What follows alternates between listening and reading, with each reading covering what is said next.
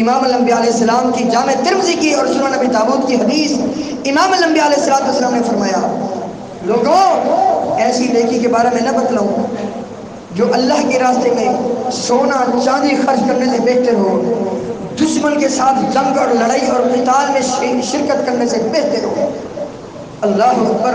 اور اللہ تعالیٰ کے نزدیک بہت زیادہ پاکیزگی کا باعث اور سبب ہو۔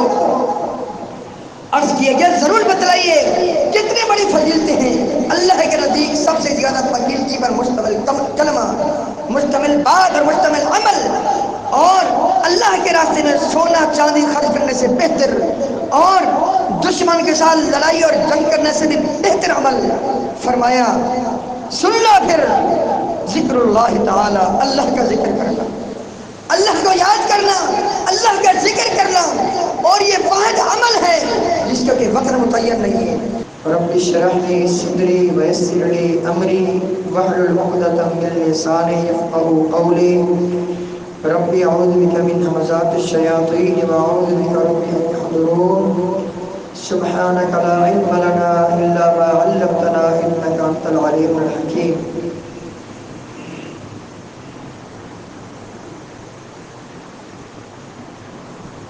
اللہ تعالیٰ کے فضل و کرم سے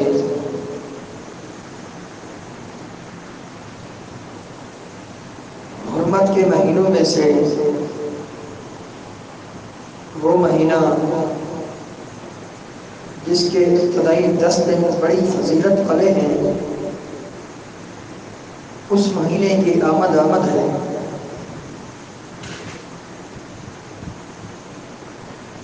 حرمت والے 4 مہینے ہیں، 3 پے در پے اور 1 مہینہ رجب ہے، جو جمادی الثانی اور شعبان کے درمیان کا مہینہ ہے رجب۔ یہ 4 مہینے حرمت والے مہینے ہیں۔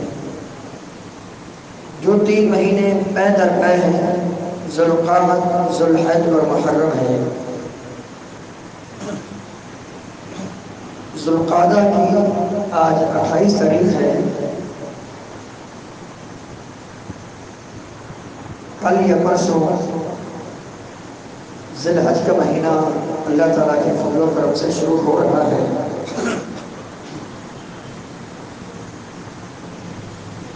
یہی 3 مہینے ذی الحج اور اس سے پہلے ذی القعدہ اور پھر محرم کا مہینہ، یہ جو حرمت والے مہینے ہیں ان کی حکمت کیا ہے کہ پے در پے 3 مہینوں کو حرمت والے مہینے قرار دیا گیا۔ اور یہ بات ذہن نشین رہے کہ شریعت کا کوئی کام حکمت سے خالی نہیں۔ یہ الگ بات ہے کہ ہمیں حکمت بسپا سمجھ میں نہیں آتی، لیکن اللہ کی باتیں، اللہ کے رسول صلی اللہ علیہ وسلم کی باتیں حکمت سے خالی نہیں ہیں۔ ہم سب جانتے ہیں کہ جیسے حرمت والے 4 مہینے ہیں، حج کے بھی 3 مہینے ہیں۔ حج کے 3 مہینے کون سے ہیں؟ شوال، ذی القعدہ اور ذی الحج۔ ذی الحج کے ابتدائی 10 دن۔ حج کے 3 مہینوں کا کیا مطلب ہے؟ حج تو صرف 1 مہینے میں ہوتا ہے، ذی الحج میں ہوتا ہے۔ شوال کو بھی حج کا مہینہ قرار دیا گیا، ذی القعدہ کو بھی حج کا مہینہ قرار دیا گیا۔ اس کی کیا حکمت ہے؟ اس کا کیا مطلب ہے؟ اس کا مطلب یہ ہے کہ اگر کوئی بندہ شوال کے مہینے میں حج کی نیت سے بیت اللہ میں جاتا ہے، حج کی نیت سے، تو اس کی یہ نیت اس مہینے میں حج کی کرنا درست ہے۔ وہ شوال کے مہینے میں بھی حج کی نیت کر سکتا ہے اور حج کی نیت سے احرام پہن کر جا سکتا ہے شوال کے مہینے میں۔ ذی القعدہ کے مہینے میں بھی وہ حج کی نیت کے لیے بیت اللہ جا سکتا ہے، اور ذی الحج تو ہے ہی حج کا مہینہ، اس میں حج ہوتا ہے۔ تو یہ ہے حج کے یہ 3 مہینے ہیں۔ اس دور میں، دور جاہلیت میں قتل و غارت گیری کا بازار گرم ہوتا تھا، صدیوں تک ان کی لڑائیاں، ان کی جنگیں چلتی رہتی تھی۔ تو اللہ تعالیٰ نے ایک ذو الحج کے مہینے سے پہلے مہینے کو حرمت والا مہینہ قرار دیا، ذی القعدہ، تاکہ جو بھی دور دراز سے حجاج کرام ہیں، کیونکہ ان دنوں لوگ پیدل چل کے حج کے لیے آتے تھے، یا اونٹوں پر آتے تھے، یا گھوڑوں پر، یا خچروں پر، یا گدھوں پر، تو آتے آتے کم و بیش ان کو ایک مہینہ لگ جاتا۔ تو اللہ تعالیٰ نے ذی الحج کے مہینے سے جو پہلا مہینہ ہے ذی القعدہ، جو کہ حج کا مہینہ ہے، اس کو حرمت والا مہینہ قرار دے دیا، تاکہ جو بھی حاجی حج کرنے کے لیے دنیا کے کس علاقے میں آئے وہ پرامن طریقے سے یہاں پہنچے، اس کے آنے میں کوئی اس کو پریشانی نہ ہو۔ اور یہ بھی بات مسلم تھی کہ کافر ہونے کے باوجود، دور جاہلیت والے لوگ ہونے کے باوجود، وہ حرمت والے مہینوں کی حرمت کو پامال نہیں کر رہے، وہ حرمت والے مہینوں کی حرمت کو مد نظر رکھتے ہوئے کسی کو کچھ بھی نہیں کہتے، حالانکہ غیر مسلم تھے، مشرک تھے، دور جاہلیت کے لوگ تھے، لیکن حرمت والے مہینوں کی حرمت کو وہ پامال نہیں کیا کرتے۔ تو اللہ تعالیٰ نے اپنے خاص فضل و کرم سے اور ایک حاجی کو سیفٹی دینے کے لیے حج کے مہینے سے پہلے ذی القعدہ کو حرمت والا مہینہ قرار دیا، تاکہ جو بھی ذی القعدہ کے مہینے میں کہ حج کرنے کے لیے آئے اور امن طریقے سے یہاں آئے۔ اور پھر پورا ذی الحج کا مہینہ اور محرم کا پورا مہینہ یہ بھی حرمت والا قرار دیا۔ کیوں؟ اس میں بھی یہی حکمت ہے تاکہ کوئی حاجی حج کرنے کے لیے جب واپس جائے پرامن طریقے سے جائے، اس کو واپسی جانے میں کوئی پرابلم نہ ہوگی، پریشانی نہ ہوگی۔ اور اس حاجی کو یہ پتہ تھا، جو بھی حجاج کرام تھے، کہ کم از کم یہ جو صدیوں کی ہماری لڑائیاں ہیں، یہ کفار کی جو لڑائیاں ہیں، یا ہماری کفار کے ساتھ جو جنگیں ہیں، جو لڑائیاں ہیں، یہ جو صدیوں تک چلی آ رہی ہیں، وہ اس مہینے میں رک جاتی ہیں۔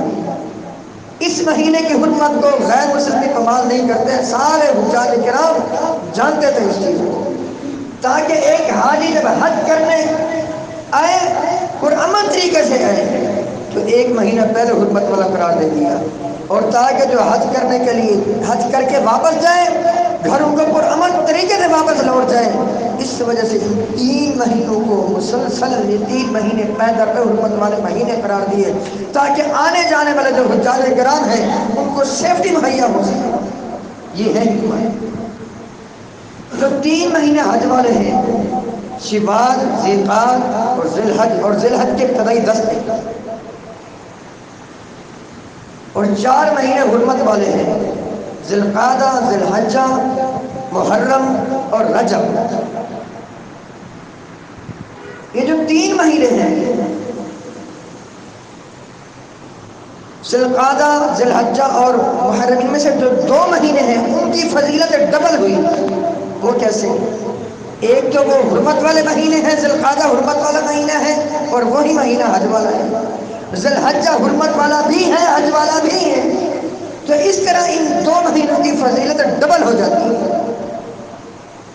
تو یہ معلومات ہمیں ہونی چاہیے، ہمارے یہ دین کی یہ باتیں ہیں، دنیا کی تو بڑی معلومات ہے، دنیا چاند تک پہنچ چکی ہے، لیکن جو معلومات جو حقیقت پر مبنی ہیں، جو جن کا ایک ایک حرف حقیقت پر مبنی ہے، ان چیزوں کا ہمیں علم نہیں ہے الا ماشاء اللہ۔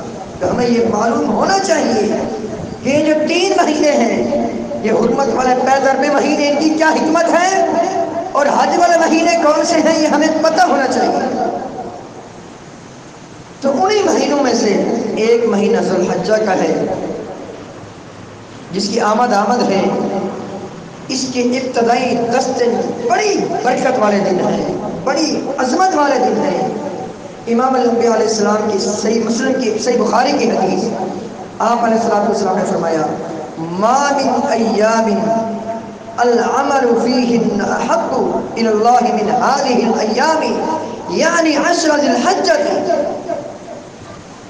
اور ایک حدیث کے الفاظ ہے، ما من ایام الدنیا دنیا کے جتنے بھی دن ہیں یہ 360 سال کے 360 دنوں کا یہ جو سال ہے، یہ 360 دنوں کا یہ جو سال ہے، فرمایا سال بھر کے اور دنیا بھر کے مہینے میں جو سب سے افضل مہینے ہیں وہ یہ 10 دن، ذی الحجہ کے ابتدائی 10 دن، اور حرمت کے لحاظ سے یہی 10 دن سب سے عرفہ ہیں، سب سے بہتر ہیں، سب سے اعلیٰ ہیں۔ ریکویسٹ کی گئی، اے اللہ کے رسول صلی اللہ علیہ وسلم، ایک بندہ وہ ہے جو ان مہینوں میں عبادت کے اہتمام کرتا ہے، صوم و صلات کے پابند رہتا ہے، ان مہینوں کے ابتدائی جو 9 دن ہیں ان دنوں کا روزہ رکھتا ہے۔ امام الانبیاء علیہ السلام ان 9 دنوں کا روزہ رکھا کرتے تھے، ان 9 دنوں کا روزہ رکھتا ہے، اور پھر 10 ذی الحج کو وہ قربانی کرتا ہے، اور اس پورے پیریڈ میں، پورے 10 دنوں میں وہ نوافل کا اہتمام کرتا رہا، صدقات کا اہتمام کرتا رہا، فرائض و واجبات کی پابندی کرتا رہا، گناہوں سے خاص طور پر بچتا رہا۔ ایک بندہ وہ ہے ان 10 دنوں میں خاص طور پر اس نے بڑی محنت کی، بڑی عبادتیں کی، دل لگا کر نیکیاں کی، اور ایک بندہ وہ ہے جو جہاد فی سبیل اللہ میں نکلا ہوا ہے، جو اپنی جان کی بازی لگانے وہاں پہنچا ہوا ہے مارکا میں۔ اے اللہ کے رسول صلی اللہ علیہ وسلم، یہ جو بندہ ہے جو 10 دنوں کی محنت کرنے والا ہے، کیا وہ مجاہد فی سبیل اللہ جو ہے وہ بھی اس کے درجے تک نہیں پہنچ سکتا؟ کہا بالکل، یہ بندہ اس سے بازی لے گیا ہے جو 10 دنوں میں بڑی محنت کرنے والا ہے۔ ہاں، اس مجاہد فی سبیل اللہ سے کوئی نہیں بڑھ سکتا جو گھر سے گیا، سواری بھی لے کر گیا، خود بھی گیا، مال بھی لے کر گیا، خرچہ بھی لے کر گیا، کچھ نہ کچھ سرمایہ زاد راہ لے کر گیا، لیکن واپس کچھ بھی نہیں لایا، خود بھی شہید ہو گیا اور اپنا مال بھی اللہ کے راستے میں خرچ کیا۔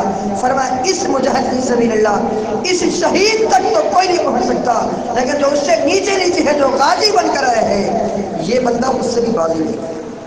تو اتنی بڑی فضیلت ہے ان 10 دنوں کی،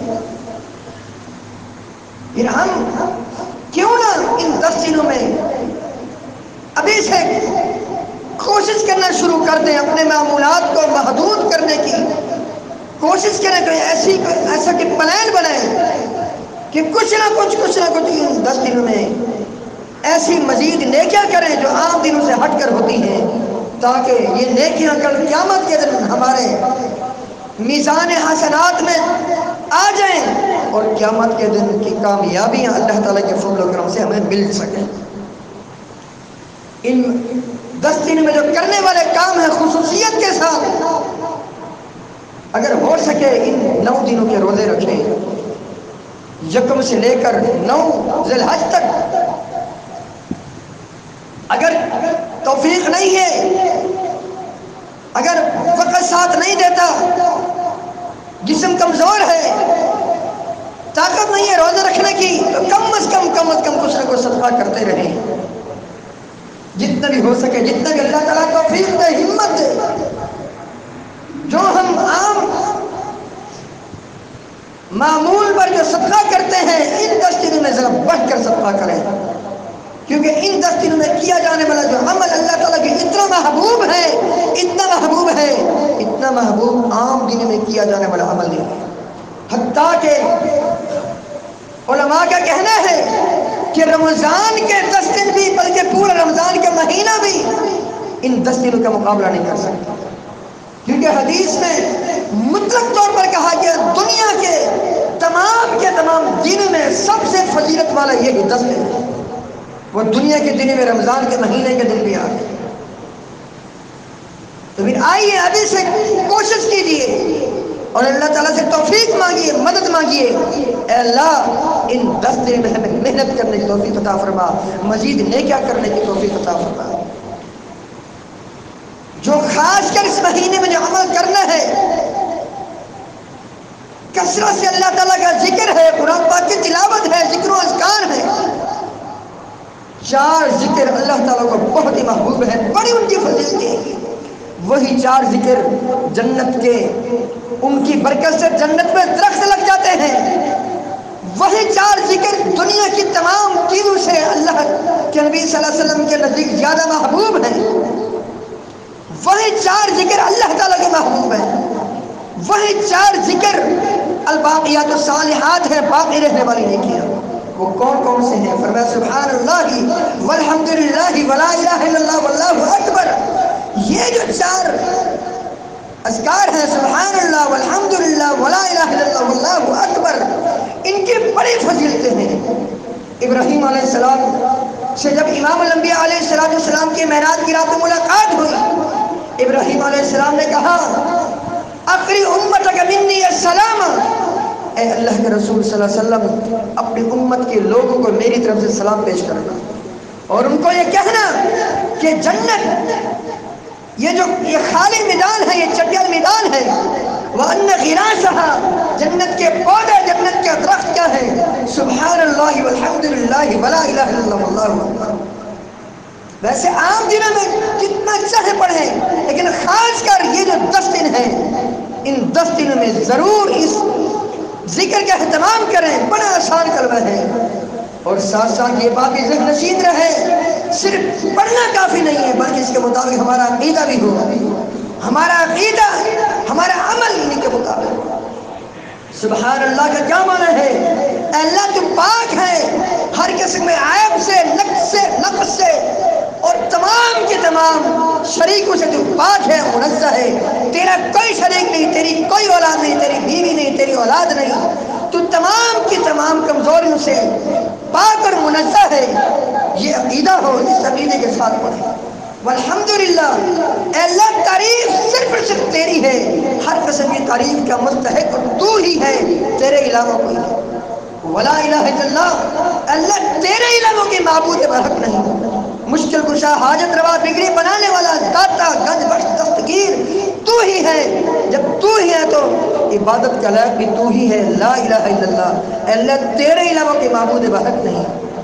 واللہ اکبر، اللہ تیرے علاوہ تمام کے تمام جو تیری مخلوقات ہے وہ چھوٹی ہے، تو سب سے بڑا ہے، حتیٰ کہ جو عرش جو تمام کے تمام مخلوقات سے بڑی تیری مخلوق ہے، تو اس سے بھی کہیں بڑا ہے، کتنا بڑا ہے تو اپنے بارے میں خود ہی جانتا ہے۔ اللہ اکبر من کل شیء، اللہ تعالیٰ ہر چیز سے بڑا ہے۔ پڑھنے والے کا یہ عقیدہ ہونا چاہیے، تب اس کو پڑھنے کا فائدہ ہوگا، تب اس کو فضیلت ملے گی ان اذکار کے پڑھنے کی۔ امام الانبیاء علیہ السلام کی صحیح مسلم کی حدیث، آپ علیہ السلام نے فرمایا احب الکلام الی اللہ اربع لا يضرك بأيهن بدأت، سبحان اللہ والحمدللہ ولا الہ الا اللہ واللہ اکبر۔ جتنے بھی اذکار ہیں ان اذکار میں سب سے محبوب جو اذکار اللہ تعالیٰ کے محبوب ہیں وہ 4 ہیں، سبحان اللہ والحمدللہ ولا الہ الا اللہ واللہ اکبر، اور ساتھ ساتھ لا حول ولا قوت الا باللہ کی تو الگ فضیلت ہے۔ لا حول ولا قوت الا باللہ کی فضیلت کیا ہے؟ صحیح بخاری کی حدیث ہے، امام الانبیاء علیہ السلام اپنے پیارے صحابی ابو موسیٰ الاشعری رضی اللہ تعالیٰ عنہ سے فرماتے ہیں الا ادلک علی کنز من کنوز الجنہ، اے ابو موسیٰ، اے عبداللہ بن قیس، ان کا نام عبداللہ بن قیس تھا، تمہیں جنت کا خزانہ نہ بتاؤں؟ جنت کا خزانہ، اللہ اکبر۔ ہم دنیا کے خزانوں کے لیے کتنی کوشش کرتے ہیں، کتنی تقدر کرتے ہیں، اگر ہمیں پتہ چل جائے فلاں جگہ خزانہ مدفون ہے، جان کی بازی لگا دیتے ہیں، حالانکہ پتہ ہے میری عمر جتنی ہے اس کے بعد میری اولاد اس کی وارث بنے گی، میری اولاد اس کی مالک بنے گی، پتہ ہونے کے باوجود کتنی کوشش اور محنت کرتے ہیں۔ آئیے جنت کا خزانہ آج سن کے جائیے، عرض کیا کہ ضرور بتلائیے، فرمایا لا حول ولا قوت الا باللہ، یہ جو کلمہ ہے یہ جنت کا خزانہ ہے۔ تو یہ چیزیں پڑھیے، ان کے مطابق اپنا عقیدہ بنائیے۔ اس کا ترنا کیا ہے؟ ترنا بھی ذہن نشین ہونا چاہیے۔ لا حول، نہیں ہے کسی گناہ کا پھرنا، نہیں ہے کسی گناہ کا پھرنا، اور نہیں ہے گناہ سے بچنے کی توفیق، اور نہیں ہے نیکی کرنے کی توفیق اور طاقت الا باللہ، مگر اللہ تعالیٰ کی مدد کے ساتھ۔ نیکی سے، نیکی کی طرف دل لگانے والا وہی ہے، گناہ سے دل کو بچانے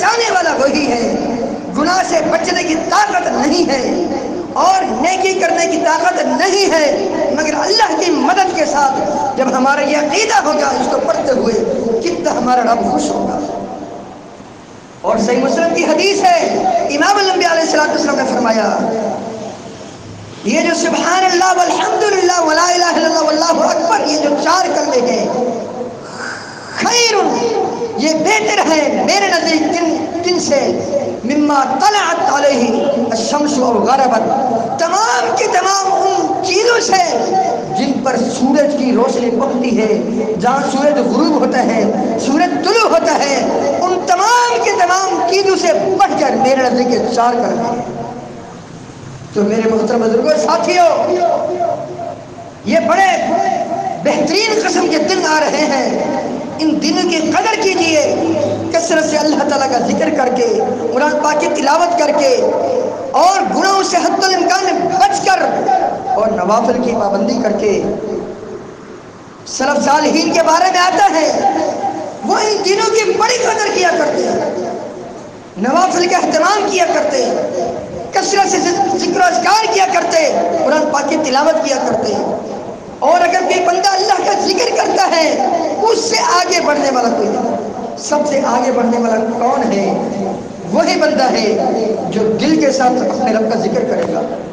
دیکھیں، دنیا میں سب سے قیمتی خزانہ لوگوں کے نزدیک گولڈ ہے، سونا ہے، چاندی ہے، یا ہیرا ہے، یہ چیزیں ہیں، اور لوگوں کی اکثریت کی رسائی ان چیزوں تک نہیں ہے، غربت ہے، افلاسی ہے۔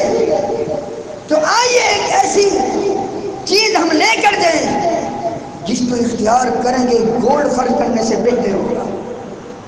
امام الانبیاء علیہ السلام کی جامع ترمذی کی اور سنن نبی داؤد کی حدیث، امام الانبیاء علیہ السلام نے فرمایا، لوگوں ایسی نیکی کے بارے میں نہ بتلاؤں جو اللہ کے راستے میں سونا چاندی خرچ کرنے سے بہتر ہو، دشمن کے ساتھ جنگ اور لڑائی اور قتال میں شرکت کرنے سے بہتر ہو۔ اللہ اکبر۔ اور اللہ تعالیٰ کے نزدیک بہت زیادہ پاکیزگی کا باعث اور سبب ہو۔ عرض کیا گیا، ضرور بتلائیے کتنی بڑی فضیلتیں ہیں اللہ کے نزدیک سب سے زیادہ پاکیزگی پر مشتمل کلمہ، مشتمل بات اور مشتمل عمل، اور اللہ کے راستے میں سونا چاندی خرچ کرنے سے بہتر، اور دشمن کے ساتھ لڑائی اور جنگ کرنے سے بھی بہتر عمل۔ فرمایا سن لو پھر، ذکر اللہ تعالی، اللہ کا ذکر کرنا، اللہ کو یاد کرنا، اللہ کا ذکر کرنا، اور یہ واحد عمل ہے جس کا کہ وقت متعین نہیں ہے، وضو کی اس میں شرط نہیں ہے۔ آپ جب چاہے اللہ کا ذکر کریں، آپ بازار میں ہیں، کاروبار میں ہیں، آپ کی زبان اللہ تعالیٰ کے ذکر سے اگر تر ہے، یقیناً آپ ان فضیلتوں کو سمیٹ سکتے ہیں اللہ تعالیٰ کے فضل و کرم سے۔ آپ علیہ السلام کی صحیح مسلم کی حدیث، فرمایا سبق المفردون، مفردون سبقت لے گئے، باقی سب کو پیچھے چھوڑ کر ان سے آگے بڑھ گئے۔ فرمایا، عرض کیا یہ کون مفردون؟ فرمایا الذاکرون اللہ کثیرا والذاکرات، اللہ کا ذکر کثرت سے کرنے والے مرد و زن، یہ تمام کے تمام مسلمانوں سے آگے بڑھ گئے۔ باتیں تو اور بھی بہت ساری کرنے کی ہیں، لیکن وقت کی قلت کی بنا پر انہی باتوں پر اکتفا کرتا ہوں، اس بات کے ساتھ کہ یہ زندگی امانت ہے، جب یہ زندگی گزر جائے گی واپس ہمیں نہیں ملے گی۔ جس وقت کسی جانے والے کی موت کا ٹائم آتا ہے، آگے کے جو خطرناک قسم کے جو خطرناک قسم کا انجام اس کو نظر آ رہا ہوتا ہے، اگر یہ مجرم ہے، اگر یہ نافرمان ہے، تو فوری کہتا ہے ارجعون، مجھے واپس لٹا دیجئے تاکہ میں نیک عمل کروں۔ یہ زندگی جو مل چکی ہے دوبارہ نہیں ملے گی۔ ان اجر اللہ اذا جاء لا یؤخر، وقت مقرر جب آ جاتا ہے 1 سیکنڈ کی بھی مہلت نہیں ملتی۔ قیامت کے دن لوگ بڑی خواہش کریں گے، مجرمین تمنا کریں گے اے اللہ میں واپس لوٹا دے، لیکن نہیں، یہ کہا جائے گا لیقضی علینا ربکم، یہ سارے کے سارے مجرم، یہ مالک نامی فرشتہ جو دروغہ جہنم ہوگا، بلکہ جتنے بھی جہنم کے دروغہ فرشتہ ہوگا ان کا سردار ہوگا، سب کہیں گے یا مالک لیقضی علینا ربک، اے مالک اپنے رب سے اتنا کہہ دو کہ ہم پر موت طاری کر دے، کئی صدی بعد جواب ملے گا انکم ماکثون، تم یہاں ہمیشہ جہنم میں سڑنے چلنے والے ہو، تم یہاں نکلنے کے قابل نہیں۔ تو آج ہی ہمارے پاس وقت ہے، ٹائم ہے، 70-80 سالہ یا اس سے کم و بیش سال یہ زندگی ملی ہوئی ہے، یہ امانت ہے، اس امانت میں خیانت نہ کیجیے۔ اللہ تعالیٰ کا فرمان، یا ایھا الذین آمنوا لا تخونوا اللہ والرسول، اے وہ لوگوں جو ایمان لائے ہو، اللہ کے رسول کی امانتوں میں خیانت نہ کرو۔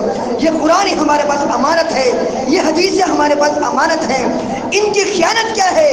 ان کو نہ پڑھنا، نہ سمجھنا، ان کے مطابق زندگی نہ بنانا۔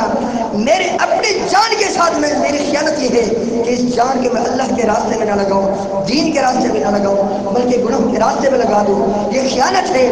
اس طرح کی چیزوں سے بچیے۔ اللہ تعالیٰ سے دعا ہے جو کچھ سنایا اس کے مطابق ہم سب کو اپنی اصلاح کرنے کی توفیق عطا فرمائے۔ استغفر اللہ لی ولکم ولسائر المسلمین۔